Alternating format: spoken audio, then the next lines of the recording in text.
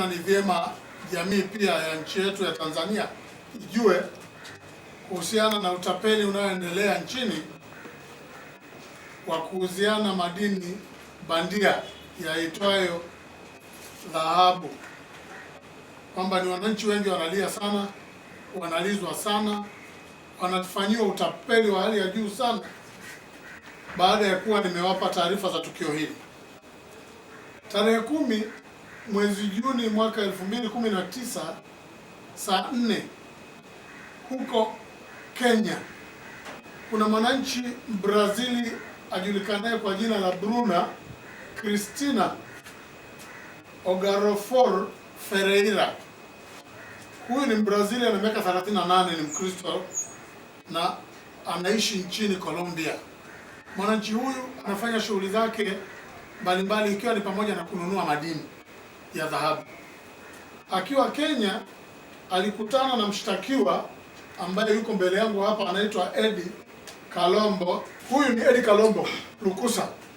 Huyu ni raia wa Kongo.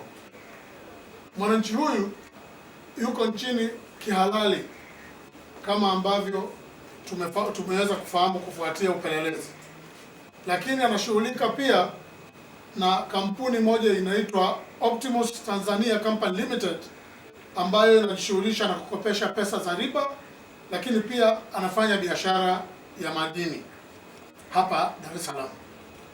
Mwananchi huyu alikutana na mama huyu au mzungu huyu Mbrazili huko Kenya, akiwa ametambulishwa na mtu ambaye asingependa kutaja jina, tumelihifadhi, kwamba anajishughulisha na uuzaji wa madini, na hivyo wakakubaliana na mama huyu aje Tanzania, Dar es Salaam, ili aweze kumuuzia hayo madini aliyonayo. Mama yule alitoka Kenya tarehe 11 akaingia Dar es Salaam. Alivyoingia Dar es Salaam akakutana na huyu Eddie Kalombo Lukusa ambaye ni DRC Mkongo.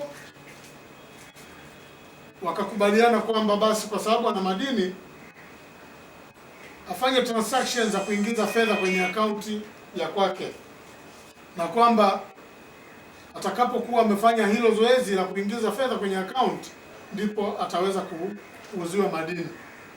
Mzungu huyu alikubaliana na hayo na akaingiza fedha kwenye akaunti ya mshtakiwa ambayo nisingependa kuitaja kwa sababu za upelelezi.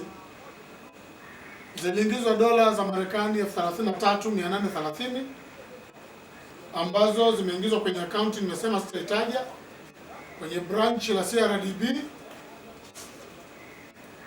akaunti ambayo inamilikiwa na kampuni ya Optimus Tanzania Company Limited inayomilikiwa na mshtakiwa. Lakini mshtakiwa huyu hayuko peke yake, yuko na bwana mwingine ambaye ndio washiriki wa uuzaji wa madini wa mzungu huyo. Sogea. Ambaye ni huyu bwana. Huyu anaitwa Kabongo Msuma Kabea. Huyu ana miaka 47, ambaye ni raia naye wa DRC.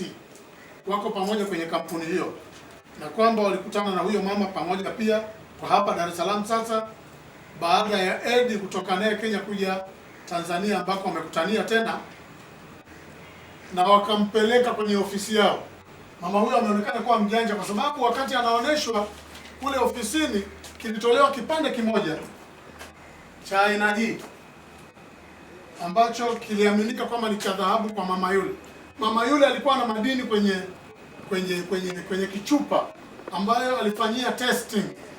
Alipofanya testing ndipo alipobaini kwamba kweli haya ni nini? Ni madini. Kipande hicho kimoja alichoonyeshwa na kuamini vile, ndipo mzigo huu mnaouona mbele ya macho yenu ukafungashwa, na ulivyofungashwa akabebeshwa akiamini sasa ameuziwa madini. Alikosa imani baada ya kuwa ameambiwa sasa nataka nichukue mzigo wangu niondoke nao. Ndipo akaambiwa mzigo huu kwa nchi hii, kwa Tanzania, huruhusiwi kutoka na mzigo wa kilo zaidi ya 1. Sasa anajiuliza ninaondokaje na mzigo wangu kwenda kwetu? Ndipo yakaanza masharti hayo alianza kuyastukia, huku akiambiwa aende ofisini kwake, arudi Kenya, Kenya document atakapokuwa zimekamilika huko za kuandaliwa mzigo wake uweze kusafirishwa, ndipo mama huyo akaanza kupata hofu na mashaka sasa kwamba hii taarifa inaonekana haina ukweli au biashara hii inaonekana haina ukweli. Mama huyo alitoa taarifa polisi. Polisi haraka sana tulichukua hatua za kuwatuma polisi wetu wapelelezi na kwenda kule mama ambako biashara hiyo ilikuwa ifanyikie au ilikofanyikia, na ambako ni ofisini kwa watuhumiwa. Waliweza kukutwa ofisini hapo na kufanyiwa upekuzi na kukutwa na mali hizo, ikiwa ni pamoja na vitu mbalimbali ambavyo vina ushirika na uuzaji wa biashara hiyo ya madini fake. Madini haya yanaonekana kama madini, lakini si madini, ni dhahabu fake, kwa sababu mama yule pamoja na vipimo vyake ametuthibitishia kwa kutuonesha ni namna gani ambavyo anaweza akabaini kwamba hayo sio madini. Walio haya ni madini fake, lakini pia tumeweza kuwakuta watu hao na dola za Kimarekani 8,200 ambazo tunaamini ni sehemu ya kielelezo cha fedha ambazo wamelipwa kupitia akaunti yao kule benki. Watu hao pia katika upekuzi wamekutwa na seal. Hizi ni seal. Seal hizi zinatumika kufungia viboksi hivi kuonesha kwamba mali hii sasa iko tayari kusafirishwa na kwa uaminifu. Kumbe hakuna chochote, ni ubabaishaji na wizi, lakini kuna devices mbalimbali ambazo pia tumezikuta huko, na mihuri ambayo mihuri hii nayo hutumika kugonga document mbalimbali katika ofisi zao kuonesha kwamba wao wanamiliki pia hata makampuni ya ulinzi. Kwa mfano, hii inasoma Tanzania Trust Security Group Dar es Salaam. Haya ni mambo ambayo yako kwenye upelelezi ambao unaendelea kufanyika kuhusiana na mambo haya, lakini pia ilionekana kwamba wanamiliki na safe mbalimbali. Hizi ni safe. Safe hizi ndizo zinazoonekana ili kukamilisha utapeli wao.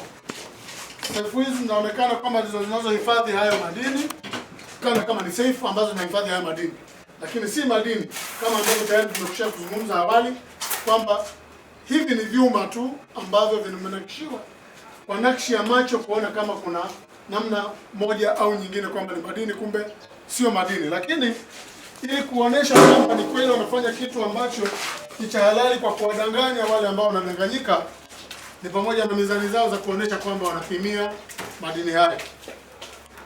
Mashine kama hii, mizani kama hii, lakini pamoja na mizani hii kwa ajili ya uzito mkubwa. Hii inabeba uzito mkubwa mpaka kilogramu 300 inapima, na hizi zingine zina uwezo wa kupima uzito mdogo. Katika kuona kwamba wanafanikiwa katika utapeli wa kujipatia fedha kwa njia ya udanganyifu kupitia wale ambao wateja wanakutana nao ambao hawataki kufuata taratibu au sheria za nchi inavyotaka, ila kwa ujanja, na ndio huo inapelekea wanakuja kulalamika vituo vya polisi sasa wakiwa tayari wameshaibiwa. Ninachotaka kusema hapa ni nini? Kwa mfano haya mavyuma, maana sisi ni madini, ni mavyuma. Mavyuma haya yanayoonekana na nakshi ya kama vile ni madini yana uzito wa kilogramu 460 yote kwa ujumla na 0.05. Ninachotaka kusema kwa jamii ya Tanzania, tuwe makini na watu wa namna hii. Kwa mfano, Dar es Salaam sasa hivi wamejaa watu wa aina hii au jamii hii ya watu ambao wamekuja kutoka ng'ambo. Tumsogea bwana. Wametoka nchi mbalimbali, hawa wametoka DRC, lakini kuna watu wa aina nyingine tunaendelea na upelelezi, wametoka Nigeria, wengine wametoka Uganda, wengine wametoka Sierra Leone, wengine wametoka Nigeria, Ghana, wako wa aina nyingi, mataifa mengi yapo nchini.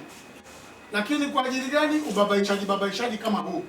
Hawafanyi kazi zao, hawaingii nchini kwa manufaa ya nchi na wao binafsi, lakini wanaingia kwa manufaa ya kutapeli na kuumiza jamii, kitu ambacho na sisi jeshi la polisi Hatungeweza kuvumilia na hatutavumilia kuwafichua watu kama hawa, na tunaendelea na vita hii kubwa ambayo tunaifanya hapa Dar es Salaam na kwingine kote, kwamba wale ambao wanatoka kwenye nchi zao wanakuja nchini hapa wakiamini ni sehemu ya kuvuna fedha za wajinga, ni bora wakatafuta namna nyingine au eneo jingine au nchi nyingine, lakini sio Tanzania.